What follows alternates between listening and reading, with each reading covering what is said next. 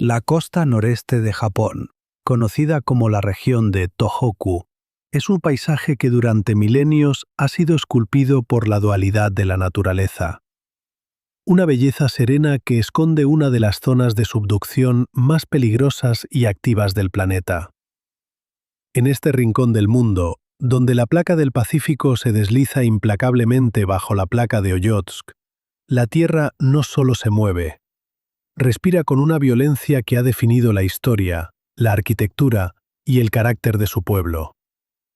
Pero nada, ni los siglos de crónicas sobre desastres ni los muros previos, preparó a la nación para lo que ocurriría en la tarde del 11 de marzo de 2011.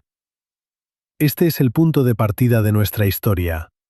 El nacimiento de una muralla de hormigón de casi 400 kilómetros que hoy divide el destino de un país del abrazo, a veces mortal, del Océano Pacífico. Para entender por qué Japón decidió gastar más de 12.000 millones de dólares en una barrera de cemento que en algunos puntos alcanza la altura de un edificio de 5 pisos, primero debemos diseccionar la anatomía del desastre que lo cambió todo. El terremoto de magnitud 9,0, el cuarto más potente registrado en la historia de la humanidad desde que existen los sismógrafos, no fue un evento aislado. Fue un movimiento telúrico tan masivo que desplazó el eje de rotación de la Tierra unos 16,5 centímetros y movió la isla principal de Japón, Honshu, unos 2,4 metros hacia el este. Sin embargo, el sismo fue solo el prólogo. El verdadero verdugo fue el mar. Cuando el fondo oceánico se fracturó a 130 kilómetros de la costa de Sendai, desplazó miles de kilómetros cúbicos de agua en cuestión de segundos. En mar abierto, un tsunami es casi invisible. Sus olas tienen una longitud de onda tan larga que un barco puede pasar sobre ellas sin que la tripulación note nada inusual. Pero a medida que esa energía se acerca a la costa y la profundidad disminuye, sucede un fenómeno físico aterrador llamado shallowing, o somatización. La velocidad de la onda, que viaja a unos 800 km por hora, la velocidad de un avión comercial, se reduce drásticamente por la fricción con el lecho marino. Esa energía no desaparece, se transforma. La longitud de la ola disminuye y su altura crece exponencialmente. El agua se apila sobre sí misma, convirtiéndose en una pared de escombros, lodo y fuerza bruta. Aquel 11 de marzo, la costa de Sanriku, famosa por sus rías, entradas profundas de mar entre montañas, se convirtió en una trampa mortal. Estas formaciones geográficas, que en tiempos de paz ofrecen puertos naturales protegidos y paisajes idílicos, actúan como embudos durante un tsunami. El agua que entra en la bahía se ve comprimida por las paredes de la montaña, lo que obliga al nivel del mar a subir mucho más que en una costa abierta. Fue aquí donde se registraron los run-ups o trepadas de agua de casi 40 metros. Para ponerlo en perspectiva, imagina una masa de agua tan alta como la Estatua de la Libertad, sin su base, avanzando a la velocidad de un coche de carreras, cargada con barcos, coches y casas que actúan como arietes contra cualquier cosa que se interponga en su camino. El balance fue una herida abierta en el corazón de Japón. Cerca de 20.000 personas perdieron la vida. Ciudades enteras como Rikuzen-Takata, Minami-Sanriku y Onagawa fueron borradas del mapa en minutos. El sistema de defensa costera existente en ese momento, que ya era uno de los más avanzados del mundo, falló de manera catastrófica. Los muros de 5 o 6 metros de altura, que habían protegido a las comunidades de tsunamis menores durante décadas, fueron simplemente sobrepasados, o en muchos casos, colapsaron bajo el peso y la erosión de la base causada por el agua. La sensación de seguridad que el hormigón había proporcionado resultó ser un espejismo. En los meses posteriores al desastre, mientras el país aún buscaba a más de 2.500 desaparecidos entre el barro y los escombros, surgió un debate nacional existencial. Japón se enfrentaba a una reconstrucción que no solo debía ser física, sino psicológica. ¿Cómo se puede vivir en la costa sabiendo que el mar puede volver a levantarse con tal furia? La respuesta del gobierno central fue radical y se materializó en el plan de reconstrucción de Tohoku. Si los muros anteriores habían fallado porque eran bajos, la solución era construir algo tan masivo, tan alto y tan extenso que el error no pudiera repetirse. Así nació el proyecto de los 430 kilómetros de defensas costeras. Este plan no se concibió como una sola pared continua, sino como una serie de cientos de secciones de diques, espigones y muros de contención adaptados a la topografía específica de cada tramo de costa. El diseño básico se estandarizó en estructuras trapezoidales de hormigón armado, con cimientos profundos diseñados para resistir la socavación. La escala del proyecto es difícil de procesar. Se planeó cubrir casi una cuarta parte de toda la costa de las prefecturas de Iwate, Miyagi y Fukushima. Estamos hablando de un volumen de hormigón que podría llenar estadios enteros, transportado por miles de camiones a lo largo de carreteras secundarias que apenas estaban siendo reparadas. Sin embargo, desde el primer momento, los ingenieros se enfrentaron a un dilema técnico y ético fundamental que define la complejidad de esta obra. En ingeniería de desastres se trabaja con periodos de retorno. Japón clasificó los tsunamis en dos categorías: nivel 1, L1, y nivel 2, L2.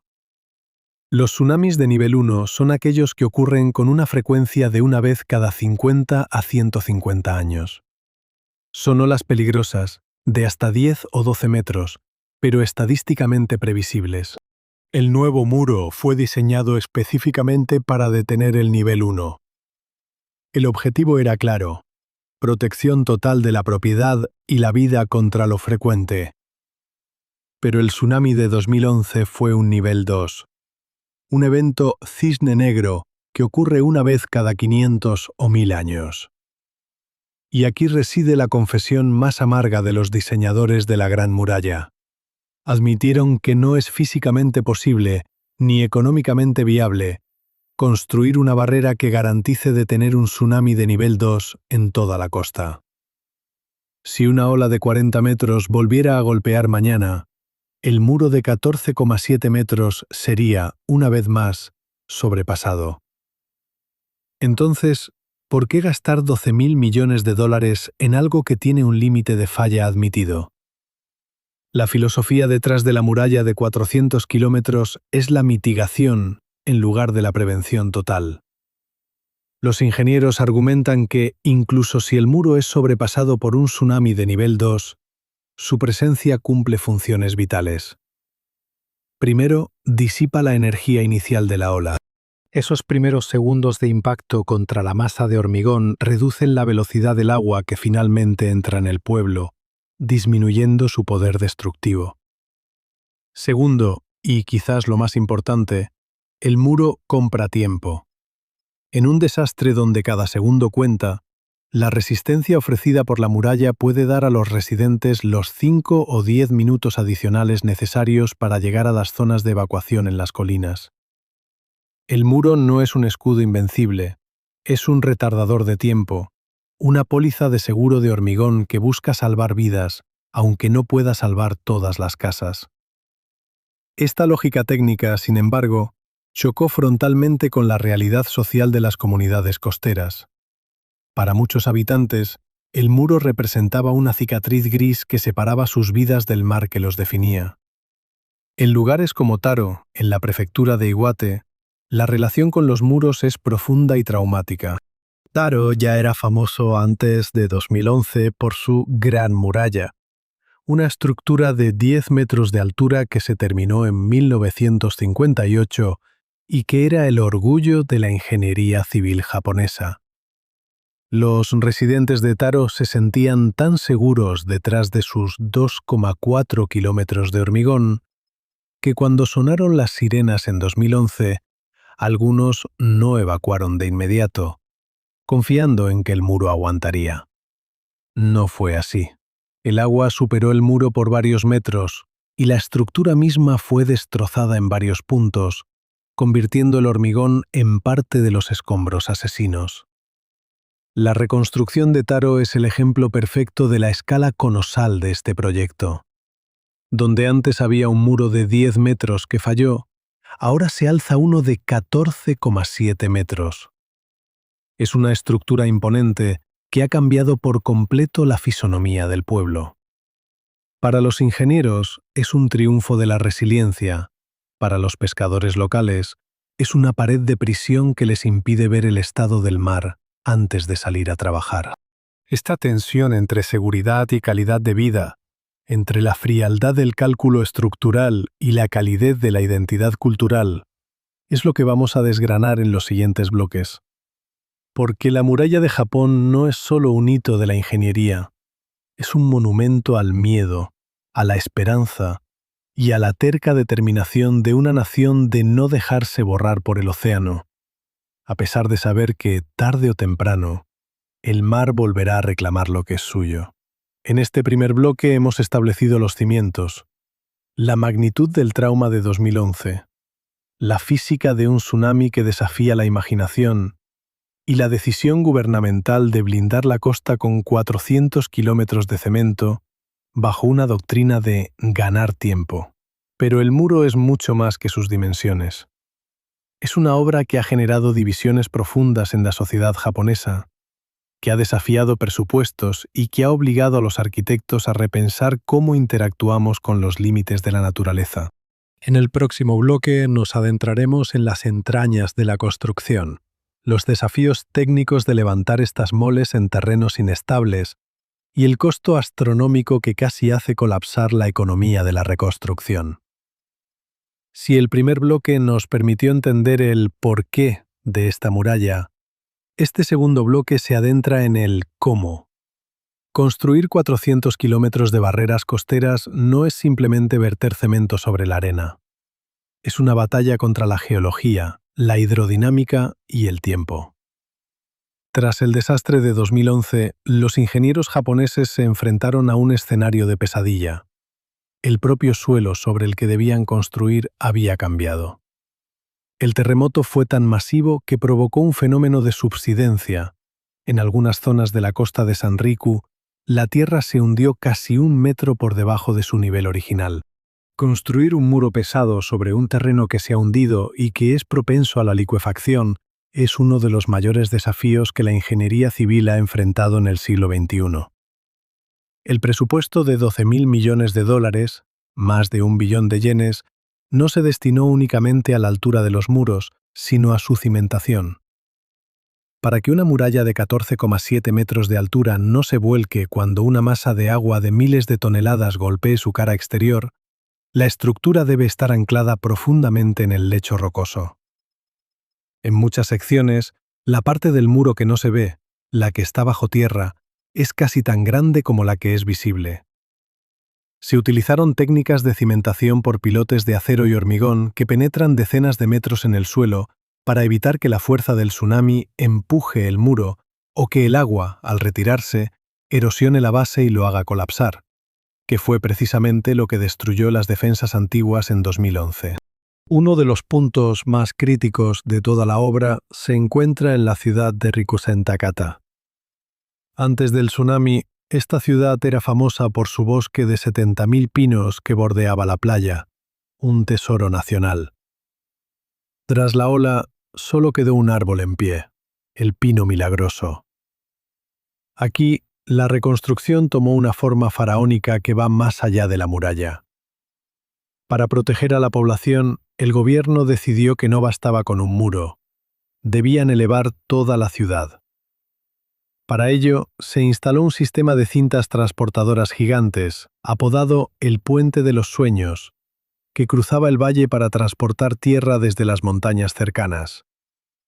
Se movieron más de 10 millones de metros cúbicos de tierra para elevar el nivel del suelo de la zona residencial unos 10 metros de altura. Es, literalmente, mover una montaña para crear una nueva ciudad sobre el nivel del mar, protegida además por un muro de hormigón de 12,5 metros de altura. Pero el muro no es solo una barrera pasiva. La ingeniería moderna japonesa ha introducido conceptos de estructuras resilientes. En el pasado, los muros eran rígidos. Si la fuerza del agua superaba su límite de ruptura, el muro se quebraba catastróficamente. Los nuevos diseños están pensados para fallar con gracia. ¿Qué significa esto?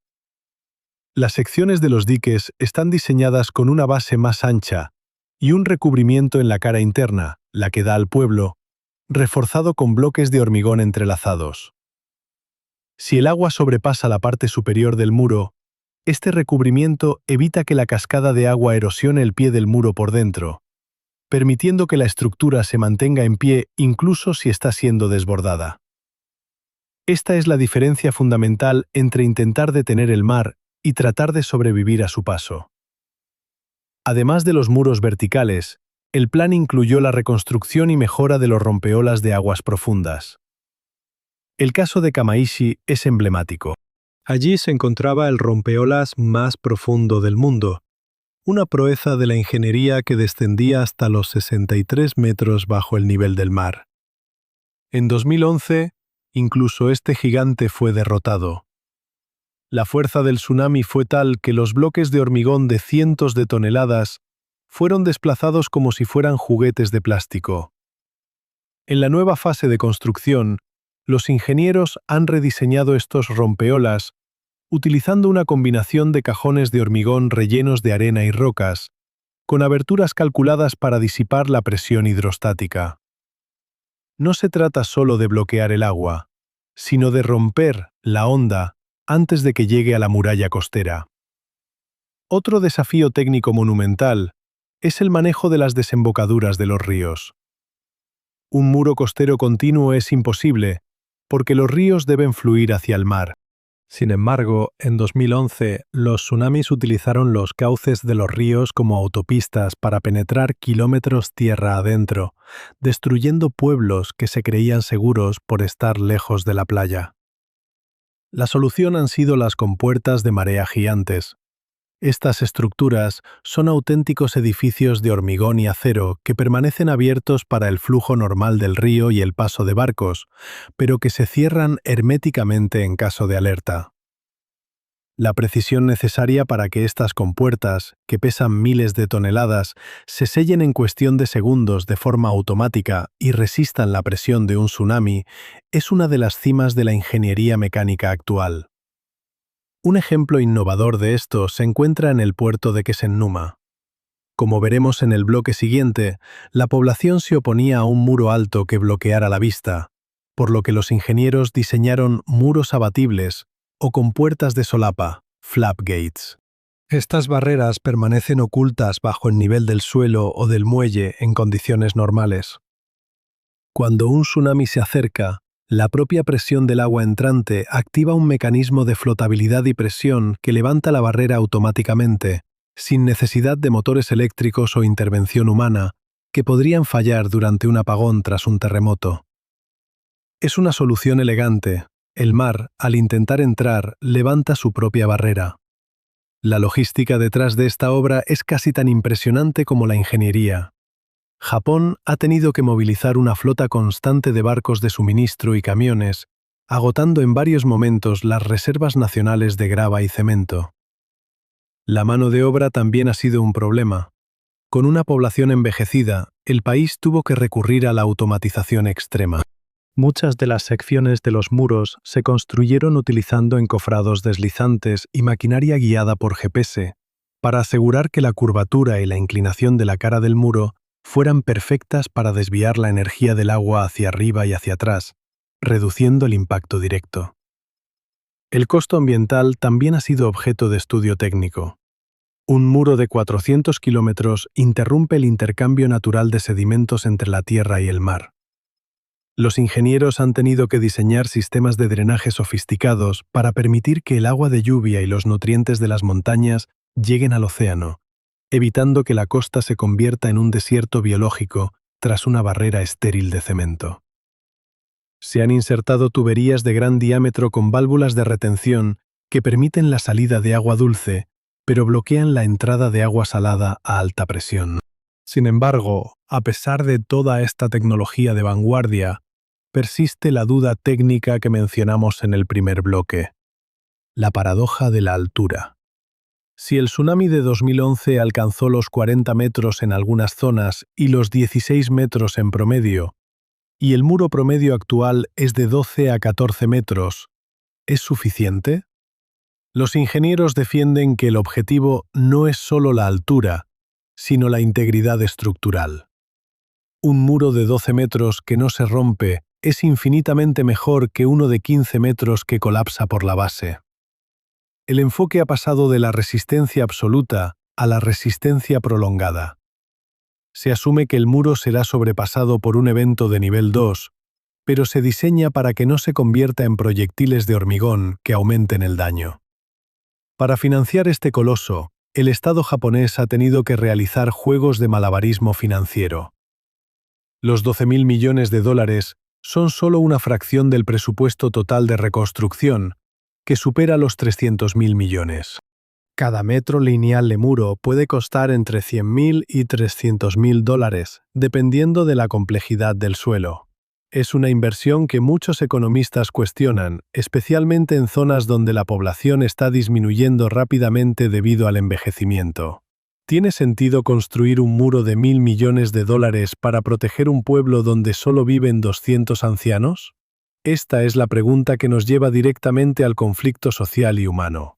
En este bloque hemos visto la magnitud del esfuerzo físico y técnico, montañas movidas por cintas transportadoras, muros que se levantan solos con la presión del agua y hormigón diseñado para fallar sin matarnos.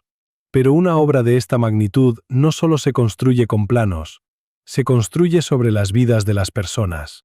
En el próximo bloque exploraremos el impacto humano, la sensación de vivir en una prisión de cristal de cemento, la pérdida del horizonte marino y la rebelión de aquellas comunidades que decidieron que el muro era un enemigo peor que el propio tsunami. Analizaremos por qué, para muchos japoneses, el precio de la seguridad ha sido la pérdida de su alma vinculada al mar. Cuando las máquinas excavadoras finalmente se retiraron y el polvo del cemento se asentó, los habitantes de la costa de Tohoku se despertaron en una realidad geográfica completamente nueva. Para miles de personas, el horizonte, ese límite infinito donde el azul del cielo se funde con el del Océano Pacífico, había desaparecido. En su lugar, ahora se alzaba una mole de hormigón gris, fría y monótona, que en algunos tramos alcanza los 14,7 metros de altura. Esta es la Gran Muralla de Japón, y para muchos de los que viven a su sombra, la estructura ha pasado de ser una salvación a ser percibida como una condena. El impacto social de esta obra es, quizás, más profundo y difícil de medir que su costo económico o su complejidad técnica. El término que más se repite en las entrevistas con los residentes locales es kankoku, prisión. No es una exageración retórica, es una descripción física de su entorno. Imaginemos por un momento la vida en un pueblo pesquero tradicional como Shisugawa o Taro. Durante siglos, la vida se organizó de cara al mar. Las casas se orientaban para vigilar las mareas, los pescadores leían el color del agua para predecir el tiempo, y los niños crecían con el sonido de las olas como banda sonora permanente. El muro ha cortado ese cordón umbilical. Al eliminar la vista del mar, se ha eliminado también la conexión sensorial con el entorno. Ya no sabemos si el mar está tranquilo o si se avecina una tormenta, comentan los pescadores de Iwate. Vivimos en una caja de zapatos de cemento. Este aislamiento visual conlleva un peligro psicológico sutil pero aterrador, que los sociólogos han denominado la trampa de la falsa seguridad. Existe una memoria ancestral en Japón sobre los tsunamis, grabada en monumentos y leyendas. Pero esa memoria se nutre de la observación constante. Al ocultar el mar, el muro borra el recordatorio diario del riesgo. Los críticos argumentan que, al no ver el agua, las nuevas generaciones perderán el respeto y el miedo saludable al océano, confiando ciegamente en que el hormigón los protegerá. Esta confianza fue precisamente lo que mató a cientos de personas en 1933 y en 2011 en lugares que ya tenían muros. La gente, al sentirse protegida, tarda más en evacuar. El muro, irónicamente, puede convertir un pueblo en una ratonera si la estructura falla o es sobrepasada, ya que los residentes no verán venir la amenaza hasta que sea demasiado tarde para correr. El conflicto entre el Estado y los ciudadanos alcanzó su punto de ebullición en la ciudad de Kesennuma, un puerto pesquero de importancia vital. Aquí, el plan original del gobierno era particularmente agresivo: blindar el puerto interior, la zona de Nahuán, con un muro masivo de 6,2 metros. Para los habitantes de Kesennuma, esto era una sentencia de muerte para su economía y su alma. El puerto es el motor de la ciudad. Los barcos, los mercados de pescado y el turismo dependen de la accesibilidad y la visibilidad del agua. La comunidad se rebeló, no desde el odio, sino desde la necesidad de supervivencia cultural. Lo que siguió fue un proceso de negociación sin precedentes en la burocracia japonesa, conocida por su rigidez vertical. Los vecinos se organizaron en comités y exigieron un diálogo con los ingenieros de la prefectura de Miyagi. El argumento era claro: ¿de qué sirve estar seguros si no queda nada por lo que valga la pena vivir? Tras años de debates intensos, se logró un compromiso histórico. El muro se redujo primero a 5,1 metros y finalmente a 4,1 metros. Pero la verdadera innovación fue tecnológica y conceptual. Se instalaron las primeras compuertas abatibles de gran escala. Estas barreras permanecen horizontales, integradas en el suelo del muelle, permitiendo una vista limpia del mar y el acceso directo a los barcos. Solo en caso de alerta de tsunami, un sistema automático las eleva. Kesennuma demostró al resto de Japón que el hormigón no tiene por qué ser una imposición dictatorial, sino que puede ser una negociación entre la seguridad técnica y la dignidad humana. Sin embargo, no todos los pueblos tuvieron la fuerza o la oportunidad de negociar. En muchas áreas rurales, con poblaciones envejecidas y diezmadas por el desastre, la muralla se impuso sin apenas resistencia, dejando tras de sí paisajes que parecen sacados de una distopía. El impacto económico en el turismo ha sido devastador. Playas que antes eran destinos populares para surfistas y familias ahora están flanqueadas por murallas que requieren subir largas escaleras para siquiera ver el agua. El turismo de naturaleza, una de las grandes esperanzas para revitalizar la región de Tohoku, se enfrenta ahora al desafío de vender un paisaje de cemento. En el otro extremo del espectro se encuentran las aldeas rebeldes, comunidades que rechazaron el muro por completo. El caso más emblemático es el de la aldea de Mone. Liderados por Makoto Hatakeyama, un ostricultor cuya familia ha trabajado el mar por generaciones, los vecinos tomaron una decisión radical. No queremos muros. Si el mar viene, nos iremos a la montaña. En lugar de aceptar la protección del gobierno, decidieron reubicar todo el pueblo a una cota de 40 metros sobre el nivel del mar, en la ladera de las colinas circundantes. La filosofía de Hatakeyama es profunda. El mar no es nuestro enemigo, es nuestra vida. Un muro es una declaración de guerra contra la naturaleza. Y la naturaleza siempre gana a largo plazo. Para Mone, la seguridad no reside en el hormigón, sino en el respeto y el espacio. Al vivir en lo alto, recuperan la vista del mar y con ella su identidad, sin el riesgo de ser alcanzados por la ola. Esta solución, aunque más costosa psicológicamente porque implica abandonar los terrenos ancestrales de las casas, es vista por muchos expertos como la forma más pura de resiliencia. La adaptación en lugar de la confrontación. Otro caso que desafía la lógica del muro es la pequeña aldea de Aneyoshi. Aquí no hay muros gigantes de la era moderna, pero en 2011 no murió ni una sola persona. ¿El secreto? Una piedra de poco más de 1 metro de altura plantada por sus antepasados hace más de un siglo. La inscripción en la piedra es un comando absoluto. No construyas casas por debajo de este punto. Durante generaciones, los habitantes de Aneyoshi obedecieron ese mandato sagrado. Cuando el tsunami de 2011 golpeó, El agua subió por la ladera y se detuvo apenas a unos metros de la piedra y de la primera casa. Aneyoshi es la prueba viviente de que la ingeniería social y la memoria colectiva pueden ser más efectivas que 12.000 millones de dólares en cemento. Este bloque nos muestra que la muralla de 400 kilómetros es, en realidad, un experimento social a escala nacional. Por un lado, el Estado japonés cumple con su deber de proteger la vida de sus ciudadanos utilizando todas las herramientas tecnológicas a su alcance. Por otro lado, los ciudadanos luchan por no perder aquello que los hace ser quienes son. La muralla ha creado una nueva clase de ciudadanos, los que viven detrás del muro. Existe una sensación de división. El muro no solo separa la tierra del mar, sino que separa el pasado del futuro, y a los que prefieren la seguridad absoluta de los que prefieren la libertad con riesgo. Además, hay una dimensión ética que pocos mencionan. El costo de mantenimiento de estas estructuras en las próximas décadas será astronómico.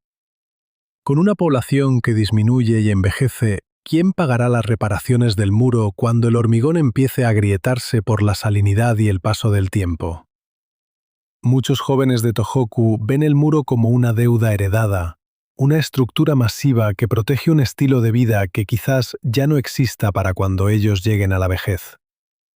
En conclusión, la muralla de Japón es un espejo de las contradicciones de la modernidad.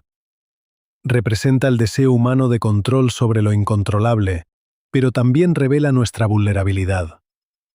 Hemos construido un gigante de 400 kilómetros para ganar unos minutos de tiempo, pero en el proceso hemos sacrificado paisajes, economías locales y una conexión espiritual con el océano que definía a Japón como nación insular.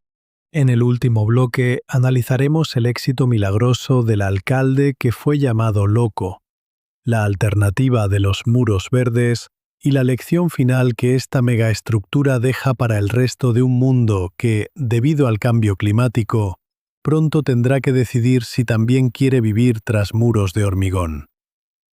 Para cerrar este análisis de la muralla de 400 kilómetros de Japón, debemos alejarnos por un momento de los números macroeconómicos y las megaestructuras de reciente construcción, para centrarnos en una pequeña localidad llamada Fudai, en la prefectura de Iwate.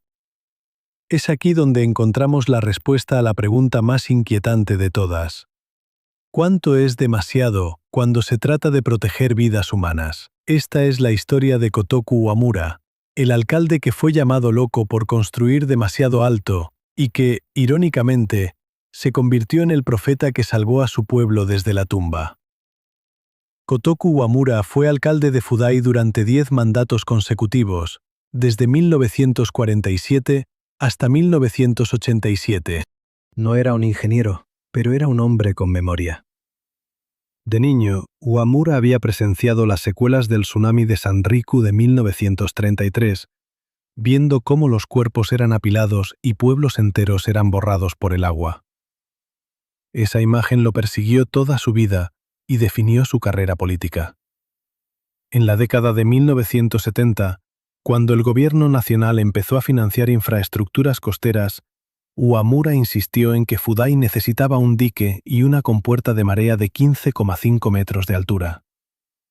La reacción de la época fue de absoluto rechazo y burla. En aquel entonces, los muros estándar en Japón rara vez superaban los 10 metros. Los críticos, tanto políticos como ciudadanos, acusaron a Uemura de despilfarrar fondos públicos en un proyecto de vanidad absurdamente alto. Le decían que ninguna ola en la historia moderna de la región había necesitado tal protección y que el muro era una cicatriz innecesaria en el paisaje. Pero Uemura se mantuvo firme, utilizando un argumento que hoy resuena con una fuerza demoledora. Solo yo sé lo que el mar es capaz de hacer. La compuerta se terminó en 1984 con un costo de unos 3.500 millones de yenes, una fortuna para un pueblo pequeño. Uemura murió en 1997, a los 88 años, habiendo soportado décadas de críticas. 14 años después de su muerte, Llegó el 11 de marzo de 2011. Mientras en pueblos vecinos como Taro, las olas de 16 metros sobrepasaban los muros de 10 metros matando a cientos de personas, en Fudai ocurrió el milagro de la ingeniería y la terquedad. El agua golpeó la compuerta de 15,5 metros de Wamura. El tsunami fue tan potente que el agua llegó a salpicar por encima del borde, pero la estructura aguantó. El núcleo del pueblo, situado detrás del muro, permaneció seco. El balance de víctimas en la zona protegida fue de 0. Tras el desastre, los habitantes de Fudai acudieron en procesión a la tumba de Wamura para ofrecer flores y rezar, pidiendo perdón por haberlo llamado loco. La historia de Wamura es fundamental para entender la muralla de 400 kilómetros que se ha construido hoy. El proyecto actual busca replicar, a una escala colosal, el éxito de Fudai. Sin embargo, la paradoja persiste. La mayoría de los nuevos muros no alcanzan los 15,5 metros de Wamura, sino que se quedan en los 12 o 14,7 metros por razones de viabilidad económica y técnica. Esto nos devuelve a la cruda realidad que mencionamos en el bloque 1. Japón está construyendo una defensa para el tsunami de nivel 1, el previsible, pero sigue siendo vulnerable al nivel 2, el monstruoso. Ante esta vulnerabilidad del hormigón, ha surgido una alternativa que está ganando peso en el debate científico y ecológico: el Gran Muro de Bosques, o Mori no Teibo. Esta propuesta, impulsada originalmente por el ecologista Akira Miyawaki, sugiere que en lugar de confiar únicamente en el cemento, Japón debería plantar densos cinturones de bosques nativos a lo largo de la costa. No se trata de plantar pinos, que tienen raíces superficiales y son arrancados fácilmente por el agua, sino de utilizar especies de hoja perenne como el roble y el laurel, cuyas raíces penetran profundamente y se entrelazan, creando una red subterránea indestructible. El concepto de defensa verde es fascinante. Un bosque denso no detiene el agua como lo hace un muro, pero actúa como un filtro de energía.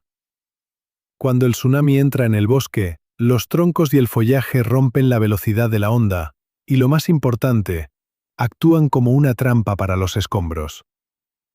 En 2011, muchas muertes no fueron causadas por el agua en sí, sino por los coches, barcos y restos de casas que el agua transportaba como proyectiles. Un cinturón verde de 200 metros de ancho puede retener gran parte de esa carga destructiva. Además, a diferencia del hormigón, que se degrada con el tiempo y la sal, un bosque se vuelve más fuerte y resiliente con cada década que pasa. En ciudades como Natori y Rikuzentakata ya se han plantado cientos de miles de árboles como parte de una estrategia de defensa multicapa. La idea no es sustituir el muro de cemento, sino complementarlo. Es lo que los ingenieros llaman defensa en profundidad. Primero el rompeolas en el mar, luego el muro de hormigón en la costa, después un bosque protector y finalmente la elevación del terreno donde se construyen las casas. Esta redundancia busca que, si una capa falla, la siguiente mitigue el impacto. Pero el desafío de Japón no termina en su costa. El proyecto de los 400 kilómetros se está terminando en un momento en que el mundo enfrenta una crisis climática global. El aumento del nivel del mar debido al deshielo de los polos es una amenaza de tsunami a cámara lenta. Si el nivel del mar sube 1 metro en el próximo siglo, la eficacia de estos muros de $12.000 millones se verá comprometida. Lo que hoy es una defensa contra olas centenarias podría convertirse mañana en una barrera insuficiente incluso para las mareas altas de tormenta. Japón se ha convertido, por necesidad, en el laboratorio mundial de la adaptación costera. Países con deltas bajos como Holanda, Vietnam o ciudades como Nueva York y Yakarta están observando de cerca el experimento japonés para decidir si el camino del hormigón es el correcto. Mirando hacia el futuro, la Gran Muralla de Japón deja una lección ética para la humanidad. Representa la lucha del ser humano por habitar lugares donde, lógicamente, no debería vivir. Tohoku es una zona de alto riesgo sísmico, pero también es una tierra de belleza inigualable y recursos marinos vitales.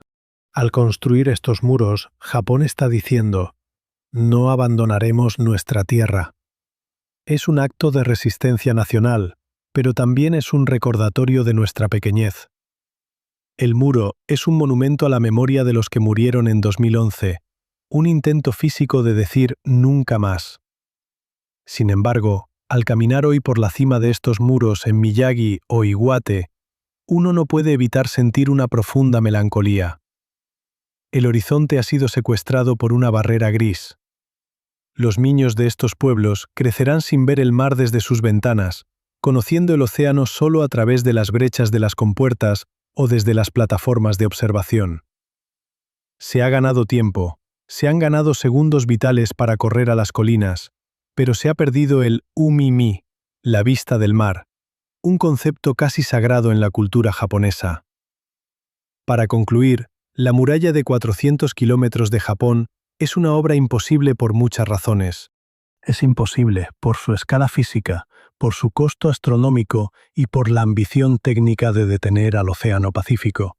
Pero, sobre todo, es imposible porque intenta resolver con cemento un dilema que es, en última instancia, existencial. Los muros están ahí, imponentes y silenciosos, esperando un evento que todos saben que llegará, pero que nadie quiere ver.